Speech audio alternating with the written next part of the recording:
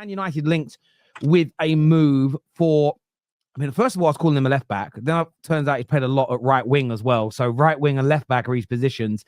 But Patrick, I think it's pronounced Dorgu, interesting 20-year-old from Serie A. United are in advanced talks to bring him in.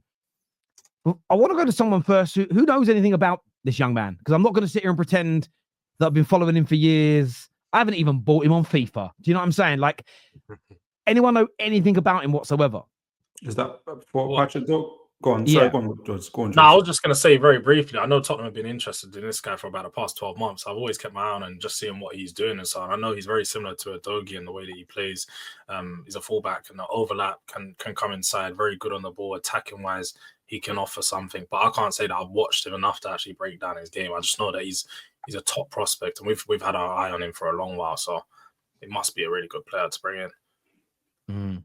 Yeah, George stole my thunder there. That was about me as well. He was linked to Newcastle as well around the same time as before we got Lewis Hall as well. So I had to read up a few scouting reports, and very similar to what George was saying, like a lot of pace and power, like a natural left back. He's been called. He's also been applied on the right wing as well. So he's got some versatility around him. He's pretty much Lecce is like number one kind of player or whatnot in terms of revelation for what they're doing. So it depends what scouting report you read. Some of them feel like a step up to Manchester United. I think it's because Manchester United is a bit too soon, and others think like it's the right time. He's just really raw. So it could be one where either Man United are looking for a natural succession plan for Shaw and others, and like he seems to be like the right type of fit for what Amram is trying to do. Or he, obviously, you're buying, if you do manage to get him for around 20 million euros, you probably manage to sell him on in a couple of years' time for either something similar or a little bit more as well. So it seems like an interesting way that Man United are going in terms of trying to, I guess, build up from young, kind of really high potential prospects. I love the first thing you said there, that he's got a bit of pace and power. Looking back at and I say that because you want technical ability as well, and he appears to have that in what I went on Y Scout to do. I watched some compilations, and I know that's not the best way of doing it, but then I went on to Y Scout and watched some bits and pieces, read a few scouting reports, and pace, power, strength, a bit of speed, acceleration, really, we lack it. And that was, for me, the biggest problem against Brighton yesterday. In every department of the pitch. Sometimes we pressed at the right time. I didn't think Man United used to have this habit of one player would trigger the press and nobody would follow, and then you'd be caught out.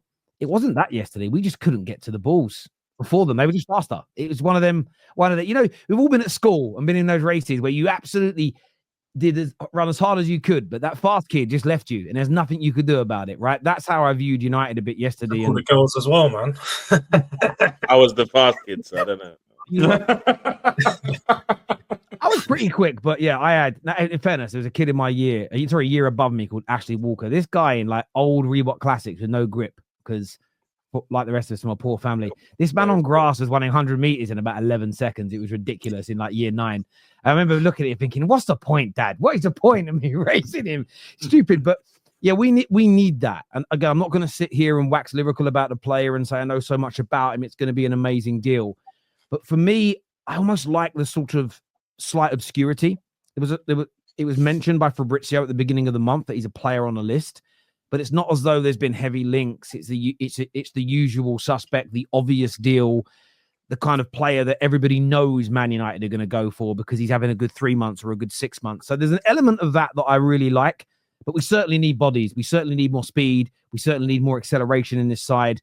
And yeah, as you mentioned, he can play on the right wing, which he's done. He can play in the sort of left back and left wing back roles, which I think is really key, because I think there's times where we might have to utilize him in both for the rest of this season if we can pull it off. So personally, I'm very excited about the prospect of this deal because I don't know too much about him, actually. And I quite like that. And it's rare, actually, that Man United, it's very rare that we are linked to somebody that doesn't already have a crazy amount of hype around them and a big fanfare. So he's like a Brighton type of player. Sorry, go on. Sorry. No, I'm not going, mate. I was just going to say, it's kind of like, it's a sign that I expect Brighton to make, which is a good indicator actually of what you're looking for. I'd expect Brighton to be catching these type of gems or whatnot. And to be fair, any player that means that Man, you don't have to rely on Dalot as a wing back is a positive for you. Well, you saw yesterday, there was twice yesterday. Again, we deserve to lose. I know we're going to review the games fully later, but we might as well touch on it. We deserve to lose. Brighton were better than us. I can't take anything away from them. Yes, 2 of the goals. Well, Maz got caught daydreaming for the first, but the second cross, second goal, Onana should be catching it. The third goal, I don't care who we're playing, how good or bad they've been. That's just a beyond an error leading to a goal. But twice we put Dalot in, where we had probably 7 or 8 yard head start over Minto, and he caught him up and tackled him. I felt the first tackle was really reckless. It was 2-footed. It was from behind off the ground. Should have been a foul. But the fact he was caught, we do need players that can get into that position and can't be caught. You see it with Liverpool right now. If Salah gets away, if Diaz gets away, Gakpo, you don't catch him. Saka doesn't get caught. Martinelli rarely does. And most of your teams have players like that in your front line that if they're away by 4 or 5 yards, they're gone. We don't have it. If we get away, but we probably need a 10-yard head start, barring Ahmad. Otherwise, we're getting caught up. So, yeah, from my perspective, very, very, very, very excited about that indeed. But yeah, I'm not going to sit here and say, wow, he's world class or he's brilliant. I just don't. I don't know. And I'm hopeful we've heard 30 million might be the price for a 20-year-old. I don't think that's particularly bad in this market either. So yeah, no, so long as even if he goes to, there's a lot of potential there. And like I said, by his mid-20s, say for instance, he's just a fringe player at Man United. Being a fringe player at Man United, you still can sell him on probably for 10 million more, 15 million more. So you're not losing money really. So that would be the positive thing. But then again, if he's a hit, if he's a success, then he's a hit. He's a success, and you got a new starting player at Man United. My only concern would be is if this is an indicator of how Man United plan to go, which is smart business really. But you're not. I mentioned Brighton. You're not Brighton. You're not Southampton. You're not you're not Newcastle in terms of like trying to buy and sell. What do you mean by that?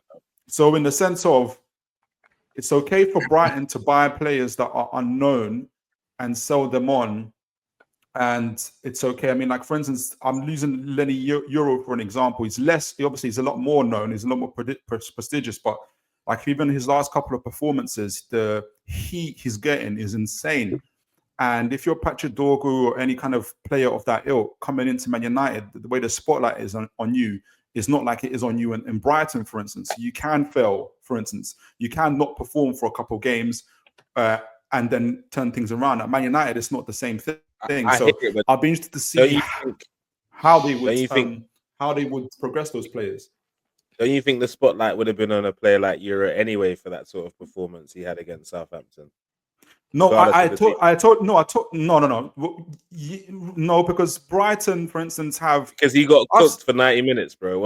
I've seen Belieber get cooked. I've watched Brighton a lot of times this year, but it's not plastered on the front pages of newspapers or on the internet. Yeah. Belieber he's an incredible player, but he's been cooked a couple times already this season. Just like any any young player who's 19, 20 years old gets that happening to them. Yeah, no, you're right in that. And Man United have. We know we're going to get every player that signs for us becomes a target. Everyone in the summer was, wow, Lenny Euro, look at this player. When we were linked to him, we were laughed at. You're not going to get him. He's just future superstar. As soon as he becomes a Man United player, it's everyone's hate watching. Let's wait for the mistakes. Let's jump upon it. And look, rivals are kind of meant to do that, because why would a rival want to help your team benefit? So I totally get it.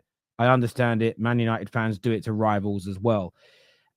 That's the issue. Having said that, it's always been the case. United has never been any different. And we've signed a lot of players before that were relatively obscure, that nobody was overly talking about. So you can go back to Ole Gunnar Solskjaer as an example, or Ronnie Johnson, who came into the football club, Mikel Silvestre, players who, Dennis Irwin, and we're going really far back now. And then you go into more the sort of 2000s, and the one that always stands out to me is Javier Hernandez. We have, on multiple occasions, gone and signed young players or relatively unknown or an obscure signing that have been very good. Of course, we've done some that have flopped as well. I'm never going to claim otherwise.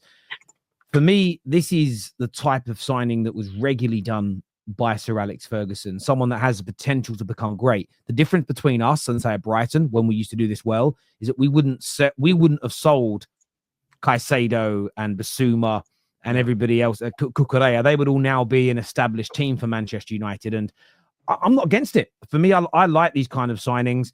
As you say, if they work out, they stay with you. If they're brilliant, they stay with you. If they're not quite at the level, we'll probably be able to sell them for a profit. And what will help is that we're trying to install a particular way of playing. And I think that once we get that done and add players into it, because that's what all I saw yesterday was a team that's some mistakes and some errors from players that aren't good enough, like Onana, but it was just a team that doesn't have the complete total package to play that way. So we need players like this that potentially can. So yeah, I'm happy with it. Again, everything we do right now, good, bad, or indifferent, my feet are staying firmly on the ground. Like I wasn't panicking after the game yesterday. I wasn't getting mad. I did want to ask.